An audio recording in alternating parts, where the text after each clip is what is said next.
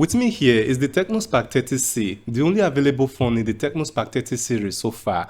It has a moderate design and a great finish. The price is one of the few aspects of the Spark 30C that makes sense. For 137,000 naira, this device offers some features found in mid-range phones, despite being a super budget device. Whenever Tecno attach C to the name of a phone in the Spark series, like the Spark 30C, it means that phone is the cheapest in the series. So this is going to be the cheapest phone in the series. We expect to see the regular Spark 30, Spark 30 Pro, and possibly Spark 30 Pro Plus. But keep in mind that those phones will be more expensive. When they become available, I will try and make a comparison video between all of them. For 137,000 naira, what does the Spark 30C offer?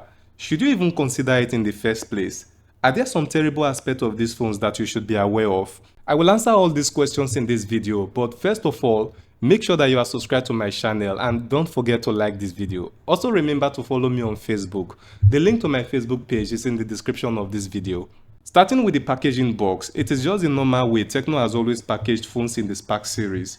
So you have the phone, an MTN data voucher offer, a warranty card, the bumper case, a charger, a Type-C cable, an earpiece, and a SIM eject pin.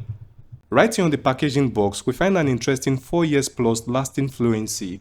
I believe Tecno meant that this phone will not lag or slow down in performance for at least 4 years. This is the same thing they had on the Tecno Pop 9, and honestly, that phone is very fast. If you are used to the Tecno Pop family, you will know that their only job in this life is lagging. But the Tecno Pop 9 is different. It is fast and fluent in performance. Anyways, it will take us some 4 years to know if these phones will lag or not. But I like what Tecno is doing here with the 4 years plus lasting fluency. The Spark 30C also supports the infrared remote control function. Pop 9 does too, but it doesn't come with the app pre-installed. The Spark 30C comes with the app pre-installed, so from the moment you purchase it, you already have a remote control for your home appliances in your hand. Like most Tecno phones, it comes with 4 storage variants. All 4 variants support RAM expansion. Are there some terrible aspects of the Spark 30C that you should be aware of? Honestly, none that I can think of. In this video, I will mention some aspects of the phones that I think Tecno could have improved on, but none of those features or aspects measure up to being terrible. Let's start with the design of the phone. The Spark 30C is somehow similar to the Camera 30 and the Spark 20 Pro Plus. They have this round camera module in common. The end of the module has a straight line pattern just like the 2 other phones as well. Why this is not a bad design? It is something that we have seen repeatedly. There are 3 color designs for this device: the black, the white, and the Magic Skin edition. All the buttons and cutouts are in the regular position. For example, in comparison with the Pop 9, you will find that every element on their body is in the same position. So basically, it could mean that Tecno is using the same frame for most of their phones. The Spark 30C looks solid, especially when you look at it from the back. Finally, the Tecno Spark brand is now written horizontally at the bottom middle of the back of the phone. It is usually written vertically by the side. On the display of the Spark 30C, the resolution is low by spec. It is almost frustrating that the resolution is just 720 pixels. In reality, it is clearer than expected. Coupled with a 120Hz refresh rate, it is both smooth and responsive. The bezel by the side of the display is normal, even though it is larger at the bottom. This display provides almost true-to-life color, making it a perfect choice for someone on a budget looking to watch movies with it. Despite that it's a budget phone, it would have made more sense if the display were 1080 pixels. This is because the Pop 9 from the same Tecno company, which is cheaper, has the same display resolution. Maybe a 1080 pixel with 60Hz refresh rate would have done a better job.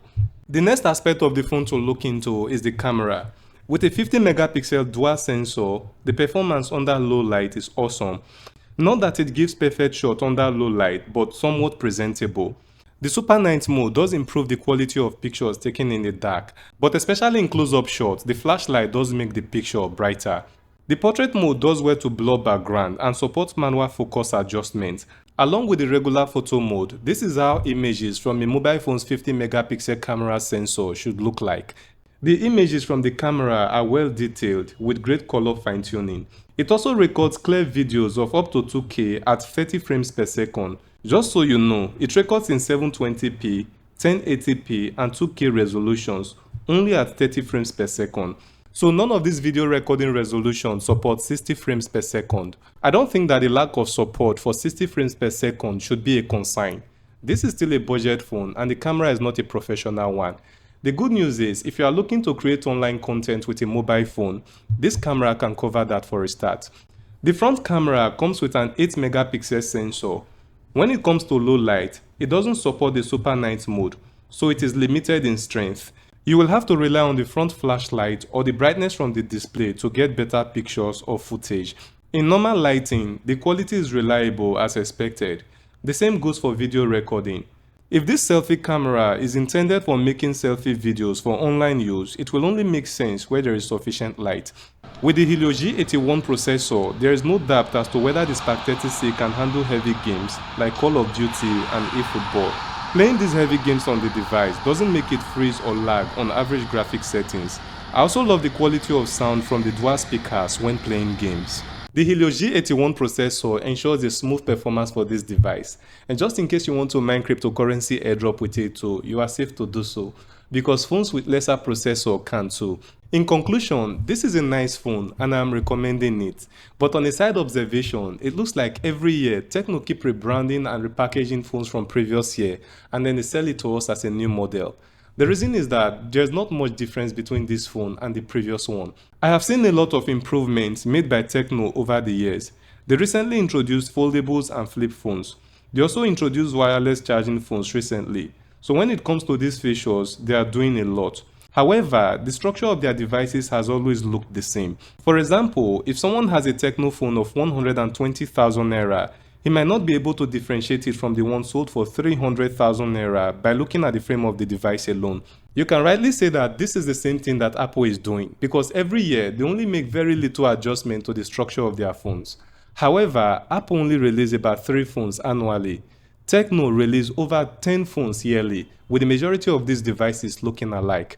Maybe I am wrong with this my small head, and that is why I need your opinion in this matter. Let me hear your thoughts in the comments and I will try to respond to them. This video will lead you to the unboxing of the Tecno Spark 8. Check it out and I will see you there.